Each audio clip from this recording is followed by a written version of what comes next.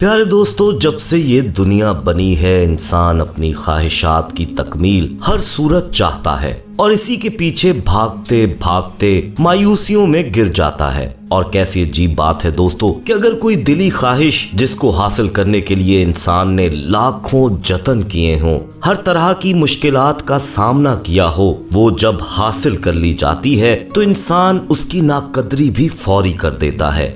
دوستو، یہ واقعہ جو ہم آپ کو سنانے والے ہیں یہ عبرت ہے ایسے لوگوں کے لیے جو اپنی خواہشات کو پا کر بعد میں اس کی بے قدری کرتے ہیں۔ پیارے دوستو، بات آج کی نہیں ہے مگر آپ کو آج کی ہی لگے گی، سالوں پرانی بات ہے۔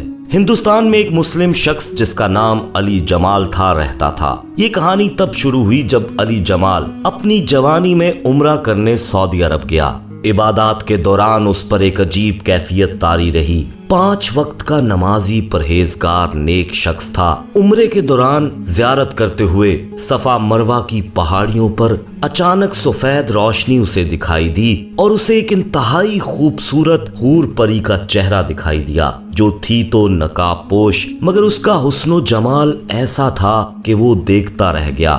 اس حور کے سفید پر جو ہوا میں ہلکی ہلکی سرسراہٹ کر رہے تھے، یہ کیفیت چند سیکنڈز کی ہوگی دوستو، مگر چند سیکنڈ کی جھلک اس کو دیوانہ کر گئی۔ وہاں زائرین کی بھیڑ کی طرف دیکھتے اسے لگا کہ یہ منظر شاید سب نے دیکھا ہوگا، مگر دوستو یہ منظر شاید اسی نے دیکھا تھا، حقیقت میں یا تصور کی آنکھ میں یہ تو اللہ ہی جانتا ہے۔ لیکن ہوا کچھ یوں کہ باقی عمرے کے ایام میں وہ بس اسی حور میں کھویا رہا اور اس کا دل کسی صورت چین نہیں پا رہا تھا۔ وہ عمرہ ادا کر کے گھر واپس لوٹا تو کھویا کھویا تھا۔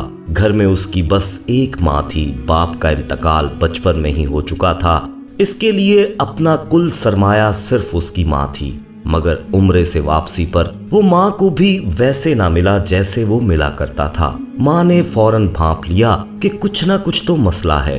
اس نے پوچھا بھی مگر علی جمال نے کوئی جواب نہ دیا۔ اس کے بعد علی جمال زیادہ تر عبادت میں مشغول رہتا، آدھی آدھی راتوں کو اٹھ کر جائے نماز پر دھاڑے مار کر روتا۔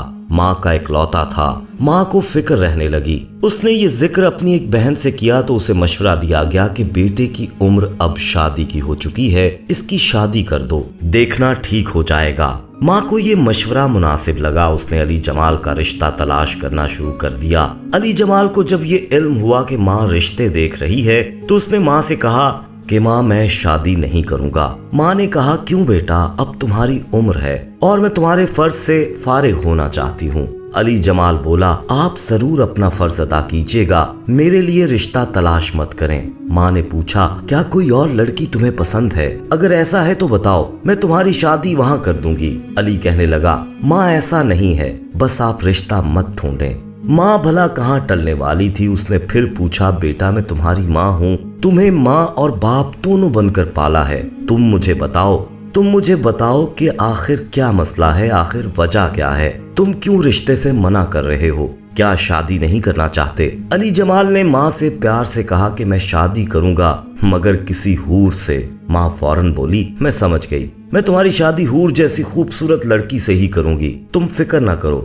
علی جمال خاموش ہو گیا۔ اب وہ ماں کو کیا بتاتا کہ وہ تو سچ میں ایک حور چاہ رہا ہے اور ایک سچ میں حور اس کے تصور میں ہے اور وہ اس کے عشق میں گرفتار ہو چکا ہے اور ساری رات سجدوں میں اللہ سے دعا مانگتا ہے کہ اے اللہ مجھے حور عطا فرما، وہ جس نے میرا چین و سکون سب چھین لیا ہے مجھے دے دے، تو سب چیزوں پر ہر شے پر قدرت رکھتا ہے، بس میں بھی شادی اسی حور سے کرنا چاہتا ہوں جس کا تصور تو نے میرے دل میں بسا دیا ہے، تو میری دعا قبول فرما ہے میرے پروردگار۔ دوستو علی جمال دیوانہ وار دعاؤں میں اپنی حور پری کو مانگتا رہا۔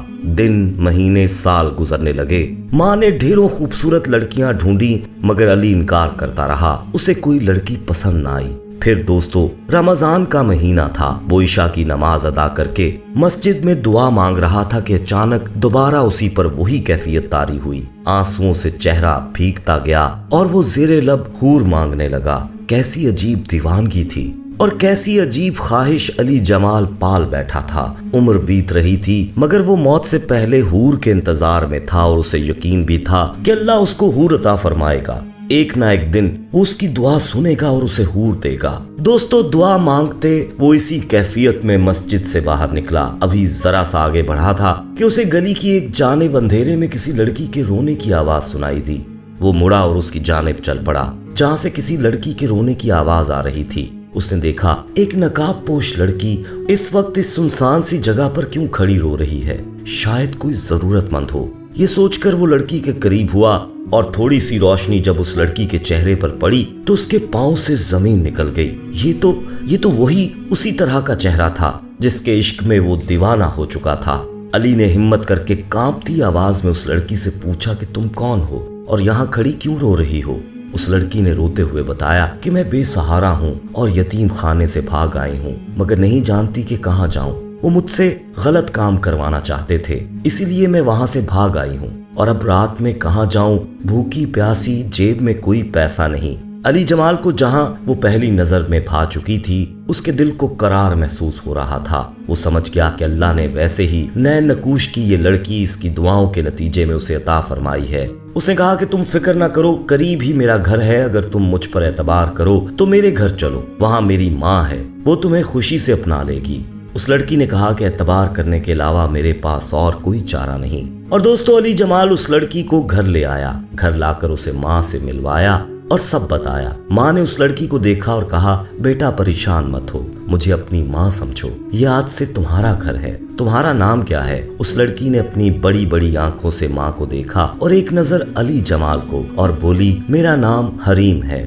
علی جمال نے نقاب میں ہی اسے دیکھا تھا۔ وہ علی جمال کے سامنے ہمیشہ منہ ڈھانپ کر آتی تھی، پردے کی پابند اور 5 وقت کی نمازی نیک لڑکی تھی۔ علی جمال نے کچھ دنوں کے بعد اپنی ماں سے کہا کہ ماں یہ لڑکی بہت نیک اور پاک باز ہے، میں ایسی ہی حور جیسی خوبصورت نیک لڑکی اپنے خدا سے مانگتا آیا ہوں، آپ چاہیں تو میری شادی اس لڑکی سے کر دیں۔ ماں نے سنا تو بے حد خوش ہو گئی، بیٹے کا ماتھا چوما، اللہ کا شکر ادا کیا۔ ماں نے اسی وقت حریم سے بات کر دی جس پر اس نے شرما کر رضامندی کا اظہار کر دیا۔ دوستو علی جمال اور حریم کی شادی ہو گئی۔ علی جمال نے پہلی رات جب اس کا پورا سراپا اور حسن و جمال دیکھا تو سجدے میں شکر ادا کیا کہ یہ میری سوچ سے بھی زیادہ خوبصورت ہے۔ اس نے حریم کو دل سے محبت دی، اس کی ہر چیز کا خیال رکھا اور حریم نے بھی علی جمال پر اپنی ساری محبتیں نچھاور کر دیں۔